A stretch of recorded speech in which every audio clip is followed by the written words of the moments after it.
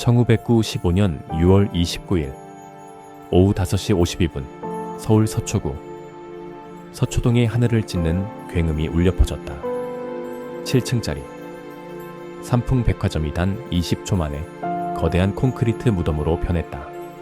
한국 현대사 최악의 인재. 시작된 순간이었다. 502. 명의무고한 생명이 산채로 묻혔고 937명이 부상당했다. 그들 대부분은 쇼핑을 하러 온 주부들과 아르바이트생들, 그리고 백화점 직원들이었다. 그들이 꿈에도 생각지 못한 지옥이 펼쳐진 것이다. 붕괴 직전 건물은 이미 죽음의 신호를 보내고 있었다. 5층 천장에서 물이 뚝뚝 떨어졌고 기이한 진동과 균열이 발견되었다.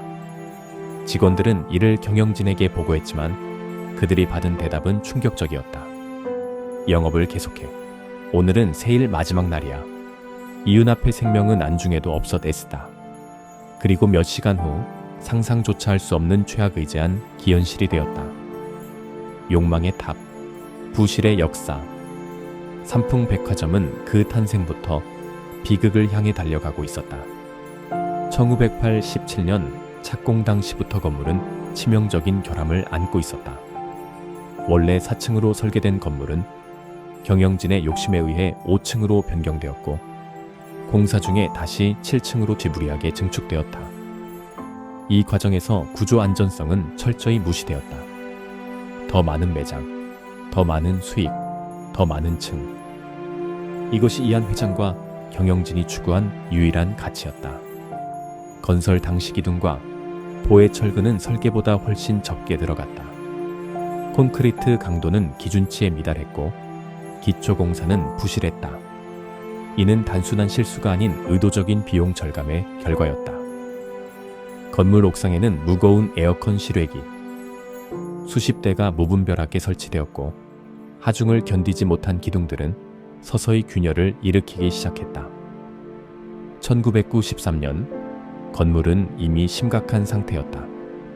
5층 천장이 쳐져 내려왔고 기둥에는 금이 가기 시작했다. 직원들의 보고에도 불구하고 건물주는 근본적인 보수 대신 천장에 화장실 방수 페인트를 덧칠하는 것으로 상황을 무마했다. 비용이 덜들 어간다는 이유에서였다. 1995년 초부터 건물은 죽음의 신호를 더욱 분명히 보냈다. 기둥의 균열이 점점 커졌고 5층 천장에서는 물이 쏟아졌다. 직원들이 이상을 느끼고 관리부에 신고했지만 돌아온 대답은 충격적이었다. 신경 쓰지 마. 우리가 알아서 할 테니 손님들 응대나 잘해. 그것은 502. 명예 사망 선고와 다름없었다. 무너지는 순간 지옥의 20초. 운명이 날인 1995년 6월 29일 삼풍백화점은 평소와 다를 배없이 분주했다. 박앤세일 마지막 날이었기 때문에 옹소보다 더 많은 손님들이 몰려들었다. 오후 5시경 5층에서 심상치 않은 진동이 감지되기 시작했다. 천장에서 물이 떨어져요. 바닥이 꺼지는 것 같아. 직원들과 일부 손님들이 불안해하기 시작했다. 그러나 관리자들은 여전히 영업을 중단하지 않았다. 경영진은 최후의 순간까지 이윤을 포기하지 않았다. 오후 5시 50분 5층의 한 직원이 창고에서 천장이 무너지는 소리를 듣고 비상벨을 울렸다. 그러나 체계적인 대피, 안내는 없었다. 백화점 내 여러 곳에서 진동과 균열이 보고되었지만 일부 직원들만이 자발적으로 대피를 시작했다. 오후 5시 52분 30초 마침내 공포의 시작을 알리는 굉음이 울려 퍼졌다. 북쪽 윙의 천장이 무너지기 시작했다. 5층에 있던 사람들의 비명이 울려 퍼졌다. 살려주세요. 무너져요. 빨리 나가요. 그러나 대부분의 사람들은 무슨 일이 일어나고 있는지 깨닫기도 전에 사태는 급격히 악화되었다. 불과 몇 초 후 북쪽 윙 전체가 무너져 내렸고 이어서 중앙부와 남쪽 윙까지 도미노처럼 차례로 붕괴되었다. 젊은 어머니가 아이를 감싸 안은 채 무너지는 기둥 아래로 사라졌다. 화장품 판매원이 마지막 순간손. 님을 밀어내고자 하시는 콘크리트에 깔렸다. 음식점 요리사가 부엌 직원들을 향해 빨리 나가 라고 외치던 중 천장이 그를 덮쳤다. 건물은 기형적으로 무너졌다. 지상부는 지하로 주저앉았고 7층짜리 건물은 순식간에 높이 15m의 콘크리트 더미로 변했다. 백화점 앞 도로는 깊이 12m의 거대한 구덩이가 되었다.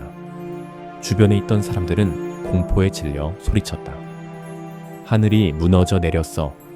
이게 무슨 일이야? 구조대가 도착했을 때 그들이 본 것은 지옥도였다. 콘크리트 더미 사이로 손이 보이고 신음소리와 비명이 들렸다. 매몰자들은 산채로 묻혀 있었다. 시간과의 싸움이 시작되었다. 참혹한 구조 현장, 눈물과 절망, 구조 작업은 즉시 시작되었지만 상황은 최악이었다. 거대한 콘크리트 더미는 쉽게 들어올릴 수 없었고 추가 붕괴의 위험도 있었다. 그럼에도 소방관들과 군인들, 심지어 일반 시민들까지 맨손으로 돌무더기를 치우기 시작했다. 살려주세요. 누구 없어요. 콘크리트 틈 사이로 들려오는 힘, 이한 목소리가 구조대원들의 심장을 쥐어짰다. 그들은 밤새 생존자를 찾아 헤맸다. 소방대원 김영수. 당시 32세는 그날을 이렇게 회상했다. 콘크리트 사이로 손이 보였어요. 살아있었습니다. 손을 잡아보니 미약하게 힘이 들어왔죠. 그런데 그 손을 놓은 지 10분 후에 다시 가보니 이미 차가워져 있었습니다. 구조 현장 주변에는 실종자 가족들이 몰려들었다. 그들은 매몰된 가족의 이름을 부르며 절규했다. 어떤 어머니는 딸의 사진을 들고 구조대원들에게 보여 주며 애원했다. 제 딸이에요. 제발 찾아주세요. 오늘 백화점에 간다고 했어요. 36세의 주부 박미영 씨는 남편과 5살 딸을 잃었다. 그녀의 남편은 퇴근길에 딸을 데리러 백화점에 들렀다가 참사를 당했다. 아침에 저녁에 보자고 했는데 이제 다시는 볼 수 없어요. 왜 하필 오늘 들렀을까? 왜? 그녀의 절규는 현장이 모든 이들의 가슴을 찢었다. 구조 작업은 열흘 동안 계속되었다. 처음 사흘 동안은 생존자를 찾는데 총력을 기울였다. 매몰자들은 좁은 틈에서 기적적으로 생존했다. 어떤 이들은 가방 속의 과자로 버텼고 또 어떤 이들은 빗물을 마시며 생존했다. 19세의 아르바이트생 박승현 씨는 건물이 무너지는 순간 화장실에 있었다.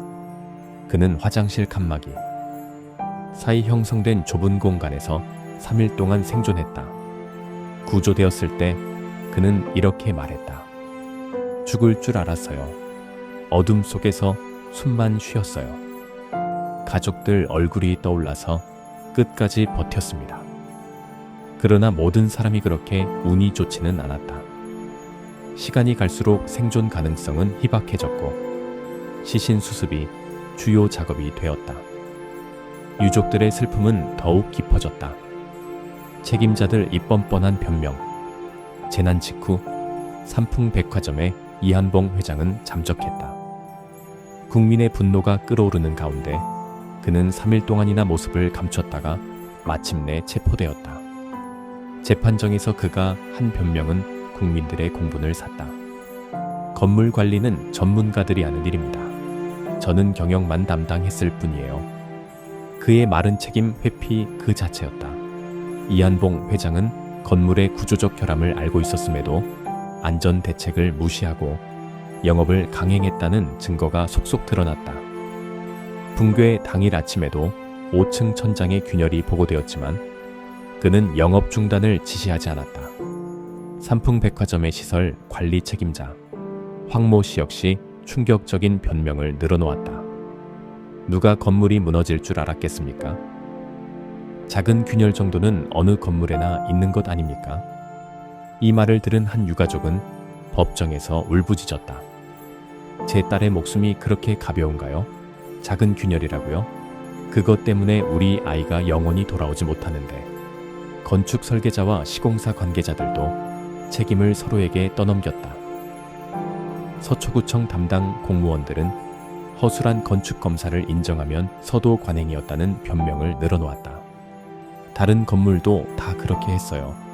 우리만 그런 게 아닙니다. 이 모든 변명 뒤에는 한 가지 공통점이 있었다. 누구도 자신의 책임을 인정하지 않았다는 것이다. 500여 명의 목숨이 사라졌지만 그들의 눈에는 오직 자신의 안위만이 보였다. 무너진 가족, 산산조각, 난 인생. 엄마는 그날 절대 거기 가지 않았어야 했어요.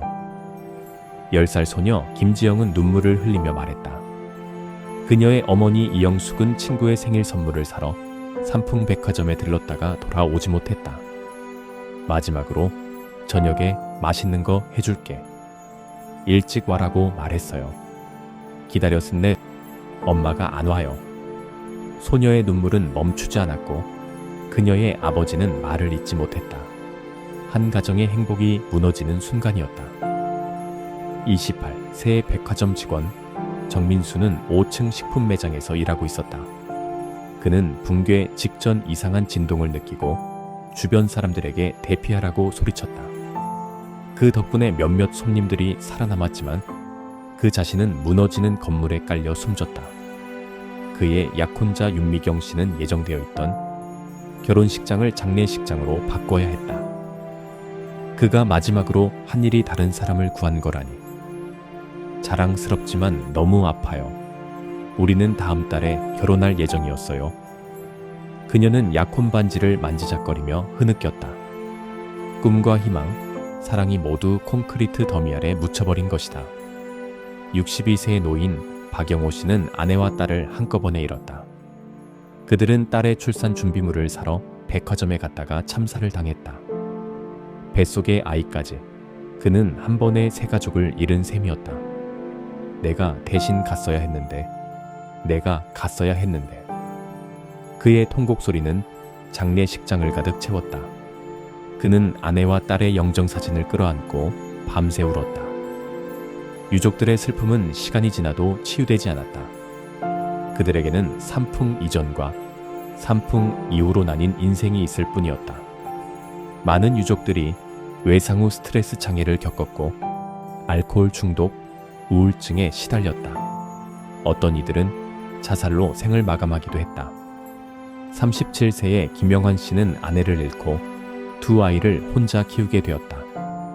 그는 삼풍백화점 유족회에 가입해 책임자들의 처벌을 요구했지만 정의는 그리 쉽게 실현되지 않았다. 우리가 원하는 건 단 하나였어요. 책임자들이 진심으로 잘못을 인정하고 사과하는 것.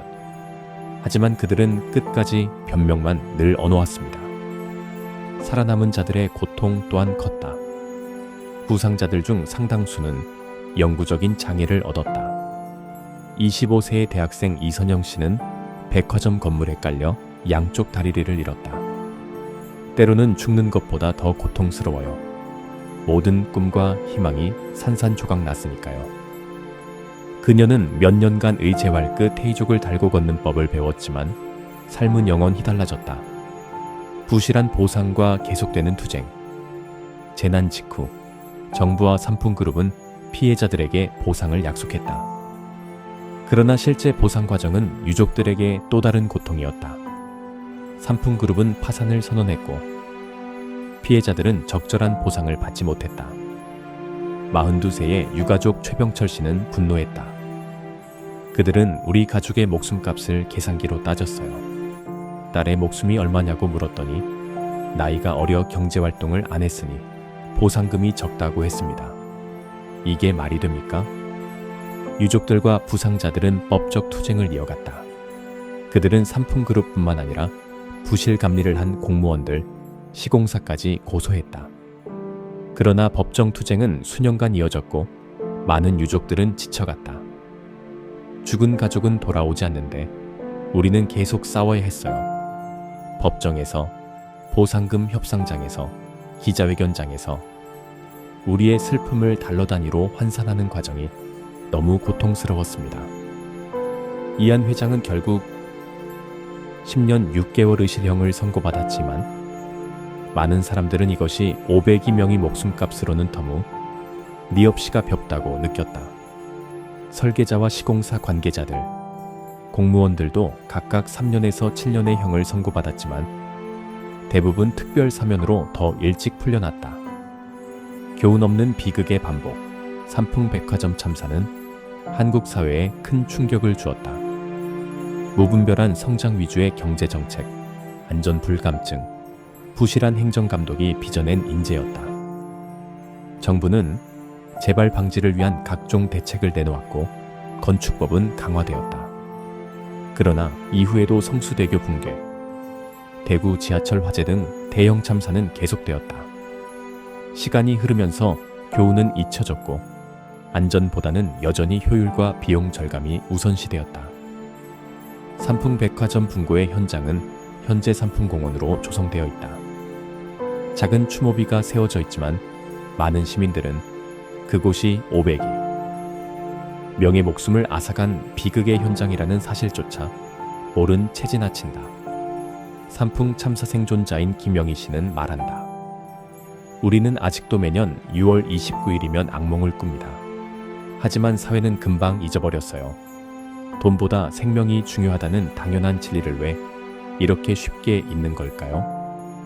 500여명의 목숨은 물거품이 되었지만 그들의 죽음이 남긴 질문은 여전히 우리 사회에 울려 퍼진다. 인간의 생명보다 이윤을 우선시하는 사회, 책임지지 않는 권력자들, 쉽게 망각하는 대중의 기억. 이것들이 변하지 않는 한 우리는 또 다른 삼풍백화점 참사를 맞이할지도 모른다. 그리고 그때 또다시 무고한 희생자들의 가족들은 묻게 될 것이다. 왜 하필 내 가족이었을까?